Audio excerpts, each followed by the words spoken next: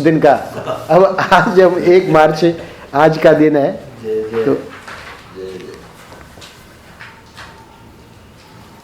अच्छा, ये जो ग्रंथ बना है तो इसमें महाराज जी की जो प्रेरणा हुई वो ये हुई कि प्रथम दिन प्रत्येक महीने में किसी महापुरुष का रखा जाए। तो प्रथम जनवरी को तो नारायण नारायण नारायण नारायण 4 बार क्यों कहते हैं वो ले लिया था, इसलिए 2 जनवरी को उड़िया बाबा जी का वहाँ रखा है। बाद में फरवरी मार्च ऐसे करके वो क्रम से आता जा रहा है। अब जून में पूरा महीना गीता का है तो इसलिए जून में प्रथम दिन यानी प्रथम जून को आपको नहीं मिलेगा, और नवंबर दिसंबर में 2 दिन मतलब पहली नवंबर और 1 दिसंबर उस दिन महाराज जी का जो अनुभव हुआ था, साक्षात्कार हुआ था महाराज जी को, उसके संबंध में वो 2 पृष्ठ हैं। बाकी प्रत्येक महीने की 1 तारीख को कोई न कोई महापुरुष का अथवा किसी विद्वान का जो महाराज जी ने पावन प्रसंग में लिखवाया है। तो आज का 11 पृष्ठ महाराज जी ने ब्रह्ममयी माँ के बारे में लिखवाए हैं, तो उसमें मुख्य मुख्य बातें यहाँ ले ली है। बाकी पावन प्रसंग में आप लोग जरूर पढ़ें। ये ब्रह्ममयी माँ महाराज जी ने अपनी माता जी के बारे में जो लिखवाया है बहुत ही अद्भुत है। ये है 1975 का अर्थ है कि 2018 तो 1918 यानी महाराज जी 7 साल के थे। 1911 में उनका जन्म हुआ, तो ये संवत दिया है ना, तो संवत का ये बनेगा करीब 7 साल की उम्र थी महाराज जी की। तो मामी जी का स्वागत है। संवत 1975 विक्रम वर्ष एक घटनापूर्ण वर्ष रहा। तो जब महाराज जी की 7 साल की उम्र थी उस वक्त का महाराज जी कह रहे हैं कि वो जो वर्ष था उसमें 2 घटनाएं ऐसी घटी। एक तो उसी वर्ष मेरे बड़े भाई का प्राणांत हुआ, और दूसरी घटना ये घटी कि उसी वर्ष पिताजी का शरीरांत हुआ। तो पिताजी का शरीरांत हुआ तो माँ के लिए तो बहुत बड़ा ये मतलब सदमा था, पर माँ ने अपने को संभाल लिया। अच्छा, महाराज जी के दादाजी थे, शंतनु बिहारी द्विवेदी जी के दादाजी थे, तो महाराज जी कह रहे मेरे पितामह थे और माताजी ही घर का संचालन करती थी। मेरी माँ रामचरितमानस का पाठ करती। अब आप देखेंगे ये जो है जैसे कूद कूद के पंक्तियाँ आ रही हैं, क्योंकि कोई क्रम नहीं है, क्योंकि 11 पृष्ठों का 1 पृष्ठ बनाना है तो उसमें मुख्य मुख्य बातें लिए मैंने। तो मेरी माँ रामचरितमानस का पाठ करती। अच्छा, उसमें महाराज जी तो बालक थे, तो महाराज जी देखते कि उनकी आंखों से झरझर आंसू गिरते। ये मानस की जो लोग भी पाठ करते हैं आप देखेंगे मानस की ये विशेषता, तुलसीदास जी ने अपना हृदय उसमें रख दिया है। तो इसलिए इतना भावपूर्ण है वो पूरा का पूरा ग्रंथ कि कोई भी पढ़े उसकी आंखों से आंसू जरूर निकलेंगे ऐसे प्रसंगों में जहाँ बड़ा करुणा है। उन्होंने मानस में ही मुझे अक्षर ज्ञान कराया था। तो माता जी बताती थी देखो ये म है, ये क है, ये ख है, वहीं से उनको अक्षर ज्ञान हो गया। अगले पैराग्राफ में महाराज जी बता रहे हैं कि मेरे पितामह की मृत्यु के पश्चात मेरा गांव में रहना अधिक होने लगा। तो पहले तो महाराज जी बनारस में अपने पढ़ाई के लिए और आदि आदि, पर अब बड़े भी हो गए थे। पितामह की मृत्यु के बाद फिर संभालना था घर गृहस्थी को, तो गांव में मतलब खेती का काम था, और बाकी अपना जो है शिष्यों का बॉर्डर था।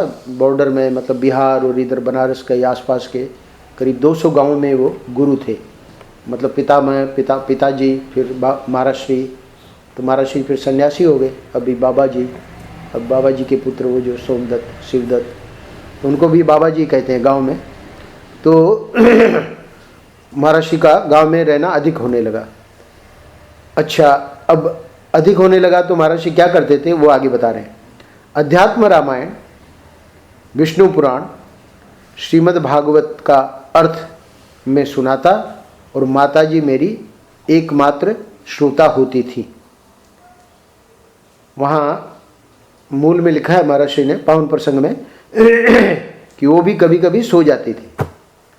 यहाँ मैंने नहीं लिया वो बात, तो माताजी एकमात्र श्रोता होती थी और वो भी सुनते सुनते सो जाती थी। पर बोले हमको बड़ा आनंद आता था। कैसे? वो उनको सो जाती थी इसलिए नहीं, बोले हम तो वो जो भागवत के श्लोक थे उसका आनंद लेते थे।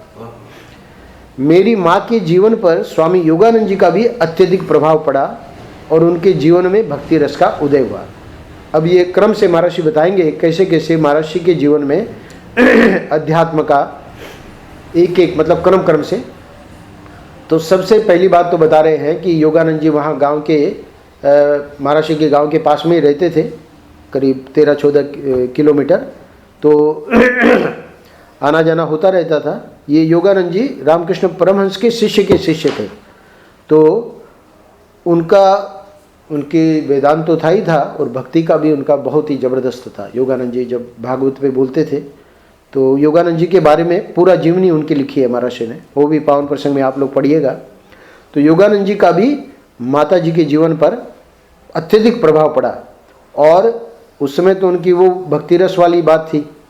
वेदांत का तो आगे बताएंगे महर्षि माता जी के बारे में। तो भक्ति रस का जीवन में उदय हुआ, वे घंटों भक्ति भाव में मग्न रहने लगी। अच्छा, अब यहाँ आगे घटनाएं क्या घटती हैं कि महर्षि कल्याण में निष्काम सेवा करते थे, 7 साल वहाँ रहे। तो माता जी भी वहाँ आ जाती थी, उसका वर्णन कर रहे हैं। जब मैं गोरखपुर में भाई जी श्री हनुमान प्रसाद जी के साथ रहने लगा तो माता जी भाई जी के पास आने जाने लगी। अब यहाँ पर माता जी ने देखा क्या कि कल्याण परिवार के गृहस्थ वातावरण को देखकर मेरी माँ, जिनका नाम भागीरथी था, संतुष्ट थी। यानी इनके अंदर शुरू से ही वैराग्य इतना था कि कर्णवास आ जाते थे वो योगानंद जी के साथ, कभी घर पे बताते भी नहीं थे। तो इनको पहले से ही डर था माता जी को कि ये साधु बन जाएगा।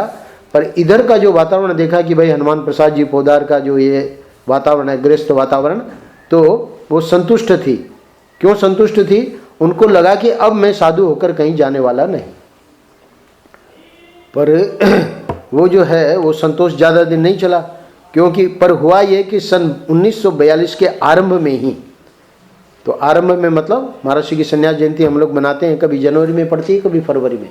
तो माघ एकादशी, माघ शुक्ला एकादशी, तो माघ शुक्ला एकादशी में यानी 1942 के आरंभ में ही मैंने संन्यास दीक्षा ले ली।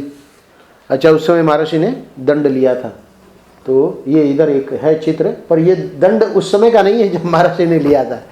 महर्षि का ये चित्र जो है, इनके महर्षि के एक मित्र हैं, तो उनका भाव था कि हमारे साथ आप दंड का चित्र खिंचवाइए।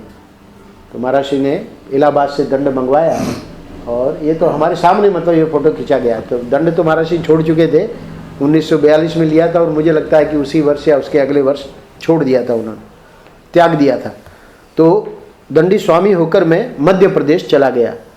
अच्छा, अब मध्य प्रदेश में महर्षि का काफ़ी प्रभाव, ये मेशन जी महाराज तो गए हैं जबलपुर, मुख्य रूप से जबलपुर के प्रवचन भी सुनने लायक है महर्षि के, प्रतिवर्ष होते थे।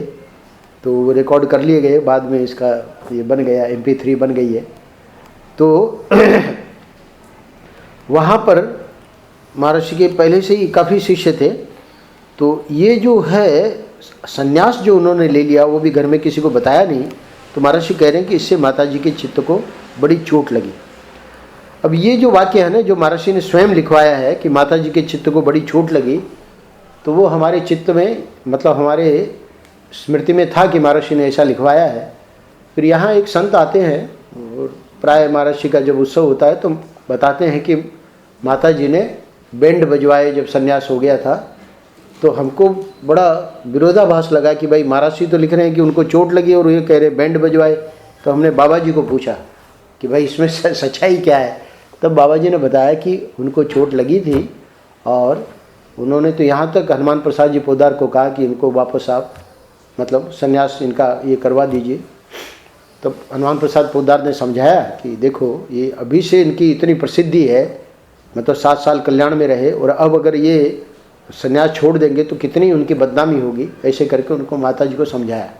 माता जी समझ गई और उसके बाद बाबा जी बता रहे हैं कि जब वो गांव आई तब उसने बैंड बजवाए। तो बैंड बजाने वाली बात भी सच्ची है और उनको चोट लगी ये बात भी सच्ची है। पर कभी कभी घटनाएं ऐसे मतलब विरोधाभास हो जाता है तो लगता है कि भाई ये झूठ बोल रहे हैं, पर झूठ नहीं बोलते, उसका पता लगाना चाहिए कि भाई क्या है, सच्चाई क्या है। तो दोनों बातें सच्ची है। मेरे संन्यास लेने के बाद माताजी अद्वैत वेदांत का विचार करने लगी। अब देखिए, पहले महर्षि ने कहा है कि उनके जीवन में भक्ति रस का उदय हुआ, होना यही चाहिए, क्रम यही है महर्षि के जीवन में भी, कि जब तक मैं भगवान का साक्षात्कार नहीं कर लूँगा तब तक, इन्हीं आँखों से, तब तक मैं वेदांत नहीं सुनूंगा। ऐसे करके उन्होंने महात्माओं को कहा। तो माँ के जीवन में भी सहज ही, क्योंकि इन्होंने इधर संन्यास ले लिया और माता जी को भी अद्वैत वेदांत में रुचि हो गई, तो भगवान की भक्ति तो थी ही। मेरे सन्यासी हो जाने पर उनके मन में विशेष वैराग्य का उदय हुआ। अब इस वैराग्य ने आगे क्या किया, वो वहाँ उधर वर्णन काफ़ी 2-3 पृष्ठों में है, मैंने एक ही पैराग्राफ में ले लिया है। घर के कामों में रुचि लेना कम हो गया माता जी का। अब वो घर के कामों में मतलब थे दूसरे संभालने वाले। एक बार जब मैं काशी में था तब माता जी ने, क्योंकि बाबा जी की शादी भी हो गई थी तो बहुएं भी आ गई थी, है ना। पार्वती तो शायद बाद में आई, मनोरमा पहला विवाह महर्षि इनका बाबा जी का हो चुका था। तो फिर ये घर के कामों में अब क्या है, बहुएं संभालेंगी, बहू संभालेगी। एक बार जब मैं काशी में था तब माता जी ने आकर बतलाया कि अब मैंने घर द्वार छोड़ दिया। तो ये मतलब निर्णय करके आ गई, और वहाँ विस्तार में वर्णन है।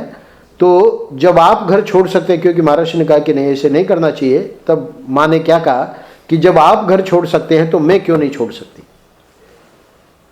अब वो निर्वाह वाली बात हो गई, भाई तुम तो स्त्री शरीर हो। तो बोले भगवान मेरे साथ है, वे मेरा निर्वाह करेंगे। यानी इन पंक्तियों के द्वारा महर्षि बता रहे हैं कि उनकी कितनी दृढ़ निष्ठा थी। भगवान की भक्ति तो पहले से ही उनमें थी ही थी, और वेदांत विचार भी। तो उससे वैराग्य हुआ, और वैराग्य के फलस्वरूप फिर महर्षि कह रहे हम उनको वृंदावन ले आए। उसी यात्रा में माता जी मेरे साथ वृंदावन आ गई, और श्री उड़िया बाबा जी के आश्रम में मातृमंडल जो है तो वहाँ रहने लगी। मेशानंद जी तो देखे होंगे ना माता, नहीं माता जी को बाद में आया। हाँ, तत्पश्चात माता जी हमसे कभी कभी कहती थी मुझे सन्यास दे दो। यहाँ पर वो रामानुजाचार्य जी के यहाँ उन्होंने दीक्षा ली, उसको मैंने नहीं लिया है। तो सन्यास के लिए उनका आग्रह था, और महर्षि ने उसमें विस्तार में बताया है कि कैसे हमने समझाया उनको, बहुत कोशिश की कि वो मान जाए, पर वो नहीं मानी। उनके अत्यधिक आग्रह को आगे चलकर मैं टाल नहीं सका, और काशाय वस्त्र दे उनका नाम ब्रह्ममयी माँ रख दिया। तो महर्षि के द्वारा ही उन्होंने ये नाम प्राप्त किया, जिस नाम से आज का हम ये पृष्ठ पढ़ रहे हैं, ब्रह्ममयी माँ। अब संक्षेप में माँ के बारे में महर्षि, मतलब वो पूरे 11 पृष्ठों में जहाँ जहाँ माँ के बारे में विशेष बातें थी उसको इस पैराग्राफ में मैंने ले लिया है। एक, वे सदा प्रसन्न रहती थी, चित्त उनका सरल था, कोई छल कपट दाव पेच उनको छू तक नहीं गया, सिद्धि चमत्कारों में उनकी कोई श्रद्धा नहीं थी, आत्मा ही ब्रह्म है ये उनकी निष्ठा थी। और विशेषता देखिए, कम से कम बोलती थी। ये हम सब लोगों में ये विशेषता आनी चाहिए, कम से कम बोलती थी।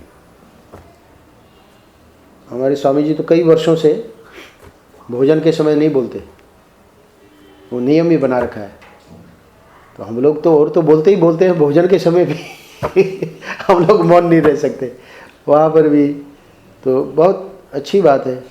कभी कोई कहते हैं कि दिक्कत भी आ जाती है, क्योंकि लोग ज़बरदस्ती परोसने लगते हैं, जानते नहीं कि ये मुझे नहीं चाहिए तो कहते हैं कि मैं जल्दी से हाथ धो लेता हूँ थाली में अपना, तो वही तरीका है, नहीं तो फिर आगे डाल जाएंगे। तो कह रहे हैं कि ये मौन रहना, कम से कम बोलना, ये हम सब लोगों को सीखना चाहिए। अच्छा, एक बहुत बढ़िया बात मुझे मिली माता जी की, वो मैंने यहाँ ली है। रूखा सूखा जो मिले खा लेती थी। वे कहती थी कि दांत टूट जाए तो क्या, मुंह में थोड़ी देर रखने के बाद सभी वस्तुएं कोमल और सुस्वादु हो जाती हैं। तो ये एक विशेष बात बता रही है, नहीं तो लोग अपने बत्तीसी के चक्कर में, है ना, मार डॉक्टर के पास जा रहे हैं और लगा रहे हैं, कष्ट हो रहा है, और है ना, कुछ नहीं बोले कि मुंह में गल जाएगा और उसके बाद गल जाएगा तो कोमल हो जाएगा, सुस्वादु हो जाएगा। एक और विशेष बात है, ये बहुत कठिन है, उनका देह भाव प्रायः छूट गया था, यानी नहीं के बराबर था। तो ये देह भाव का छूटना ये बहुत ही कठिन है। अच्छा, उनकी चर्चा तो कहते हैं कि संसार की चर्चा का प्रसंग आने पर बोल पड़ती थी कि संसार कहाँ है। भाई संसार हो तब तो उसकी चर्चा करो, श्याम जी ध्यान देना। कहती थी कि संसार कहाँ है ही नहीं। जैसे स्वप्न आता है तो स्वप्न के बाद में जब हम लोग जाग जाते हैं तो स्वप्न की चर्चा कहाँ करते हैं। कोई ऐसे विशेष स्वप्न आया तो कभी कह भी देते हैं, पर प्राय स्वप्न की चर्चा नहीं करते। क्यों? क्योंकि स्वप्न सच्चा थोड़ी होता है। तो महात्मा लोग दिन रात चिल्ला चिल्ला कर कह रहे हैं कि ये संसार सच्चा नहीं है। तो इसलिए माता जी का क्या था निर्णय, संसार की चर्चा का प्रसंग आने पर बोल पड़ती थी कि संसार कहाँ है, यानी किस चीज की चर्चा कर रहे हो, जो है नहीं उसकी चर्चा कर रहे हो। अच्छा, एक देह भाव छूट गया था, उसके बारे में महर्षि कह रहे हैं, मुंबई में आंख के मोतियाबिंद का ऑपरेशन हुआ। लोग उनसे पूछते थे, माताजी कोई कष्ट है? वे कहती, कष्ट मेरा स्पर्श नहीं कर सकता, कष्ट की सत्ता ही नहीं है। सत्ता ही कहाँ है, यानी कष्ट की सत्ता हो तब तो हम बतावे कि हाँ भाई कष्ट हो रहा है। कष्ट की सत्ता ही नहीं है। तो ये इतनी सब बातें बताकर अब महर्षि पूरा कर रहे हैं, मतलब हम लोग इस पृष्ठ को पूरा कर रहे हैं। ये एक और अद्भुत बात है कि उनका जो निर्वाण हुआ माता जी का, वो उसी दिन हुआ जिस दिन उड़िया बाबा का निर्वाण दिवस है। तो उड़िया बाबा का निर्वाण दिवस बाबा के आश्रम में मनाया जा रहा था, जलेबी और कुछ बना भी था, लोग बताते हैं।